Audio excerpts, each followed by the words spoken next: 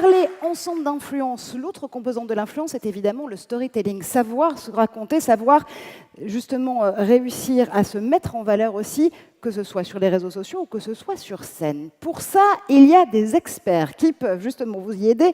Comment ce fameux storytelling donc active la confiance et le leadership? Tout de suite, Sébastien Bernard pour The Presenters et Luc Balleroy pour Opinionway nous en parlent.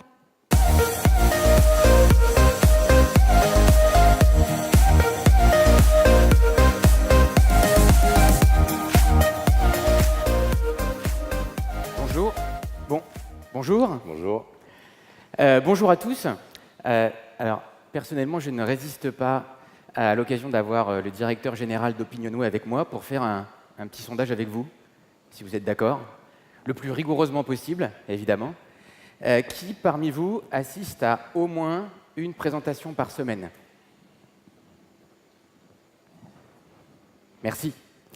Qui, parmi l'ensemble de ceux qui participent en tant qu'auditoire à des présentations, qui s'ennuie régulièrement, trouve le temps long, pénible?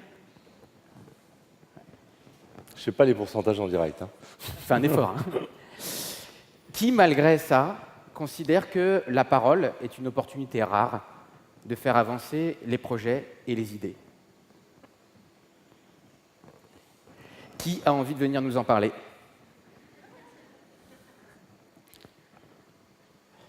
Il est là le paradoxe. On a tous des projets très importants à défendre, et pourtant, quand il s'agit d'y aller, on a tous un petit moment où on hésite. Il y a toujours, en général, au moins un vaillant qui lève la main, et la question, c'est est-ce que tous ceux qui baissent la main à ce moment-là ont des idées moins intéressantes à défendre que ceux qui osent garder la main levée? Évidemment, non. Et c'est ce paradoxe qui nous intéresse tous les jours, puisque notre métier est de vous aider à exprimer clairement vos idées et à les présenter efficacement. Et dans le cadre de la rencontre que j'ai pu faire avec Luc, ce qui est passionnant, c'est que, ça nous a donné l'occasion de pouvoir mettre des chiffres sur le rapport qu'on peut faire entre prise de parole et leadership. Et surtout, dans un deuxième temps, ça nous a permis de découvrir Opinionway et les enjeux qu'Opinionway avait face à elle. Très bien.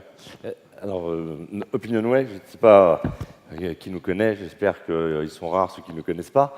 Notre métier, c'est l'opinion et les études marketing. Notre métier, c'est d'interroger, d'écouter, d'observer les individus, qu'ils soient salariés, citoyens, consommateurs, pour aider les entreprises à agir dans un environnement, dans leur environnement, avec un environnement qui est, vous l'aurez noté, est assez mouvant, il évolue, il disrupte, il se recompose à un rythme soutenu. C'est un environnement que Gérard Mermet décrit comme liquide, donc il devient pour nous difficile à saisir. Il est difficile à saisir en raison de ses paradoxes, de sa mutation rapide, et puis notamment dû à la digitalisation, qui est un peu le sujet du Hub Forum, et où finalement c'est assez compliqué effectivement de s'y retrouver avec des risques majeurs pour les entreprises qui commettent une faute, et on le voit encore la semaine dernière avec Toys R Us et la Grande Récré, où le moindre erreur peut amener à la chute. Et ce monde-là, ce monde qu'on observe, c'est aussi le monde dans lequel nous, en tant qu'entreprise, Opinionway, on intervient. Dans un secteur qui a une faible croissance, avec un métier qui a un peu perdu en valeur, et avec des nouveaux acteurs, il y en a parmi vous, qui interviennent sur la big data, la data, et qui viennent challenger notre métier, donc la nécessité pour nous de nous recomposer. En tout cas, c'est l'enjeu qu'on avait il y a 4 ans, avec 2 enjeux majeurs. Donc un enjeu qui est un enjeu de savoir-faire, changer, transformer la manière dont on travaille, et puis une fois qu'on a changé la manière dont on travaille, c'est important de le faire savoir, donc c'était le deuxième enjeu. Sachant que l'image, je ne vais pas faire de test, mais l'image qu'on a généralement de notre métier, qui n'a pas beaucoup évolué depuis sa création, c'est un peu celui-ci.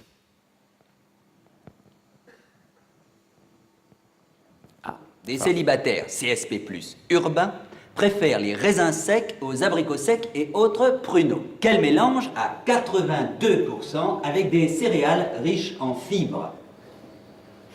Balibalo sur sa moto faisait du 100 et du 0. Mais c'est dans cet étroit virage qu'est-ce qui s'est prise dans l'embrayage. Vous ne connaissez rien, bande d'amateurs. Balibalo dans le désert. Produits secs, noix, noisettes, noix de cajou, je vous remercie pour votre attention. Alors, cette vidéo, je commence à l'avoir vue pas mal de fois, forcément, parce qu'on a répété. J'arrive pas à savoir si cette vidéo est comique ou dramatique.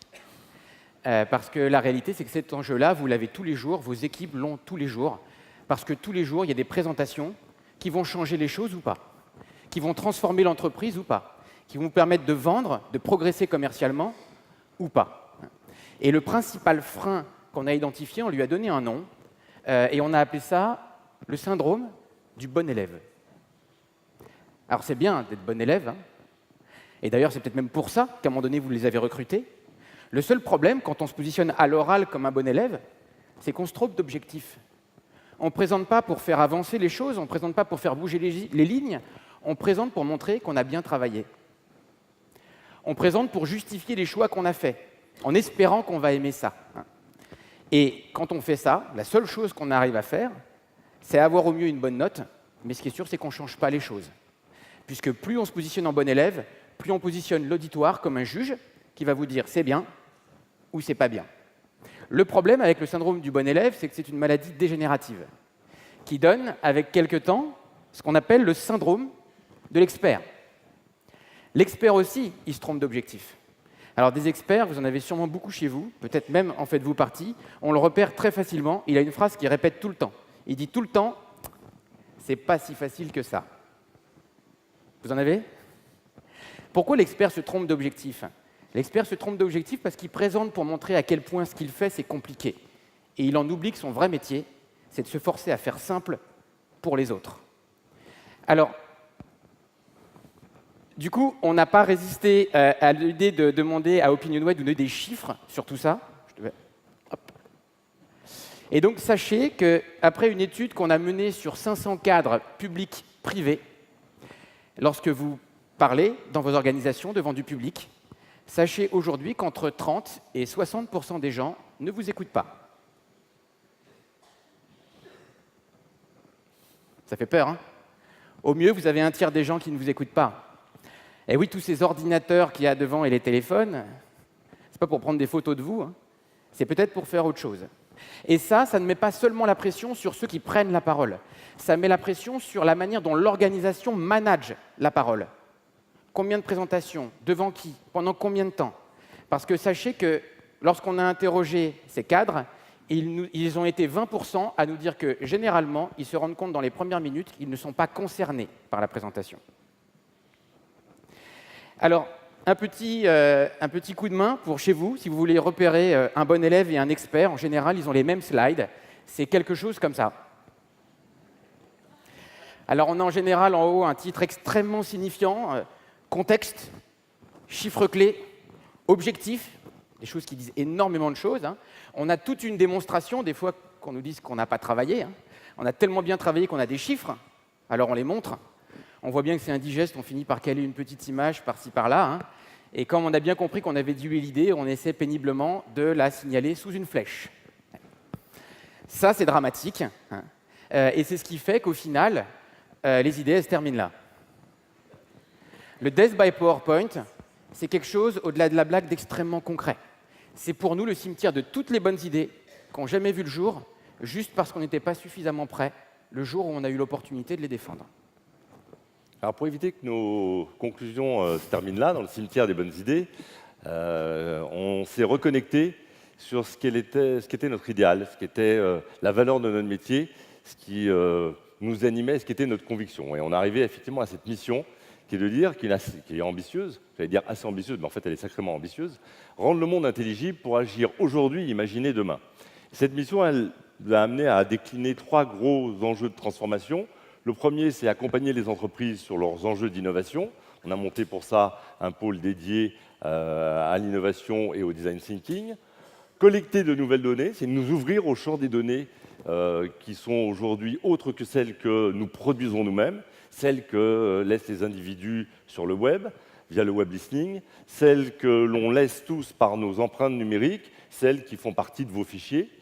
Et puis le troisième enjeu, qui n'est pas des moindres, c'est favoriser l'appropriation des analyses. Pour ça, on a monté un studio qui fait de l'infographie, qui fait de la data viz, qui fait du video motion, mais surtout, on a eu pour l'ambition, et c'est un peu pour ça que je suis là aujourd'hui, de former tous nos collaborateurs, pas seulement les dirigeants, mais tous nos collaborateurs au storytelling.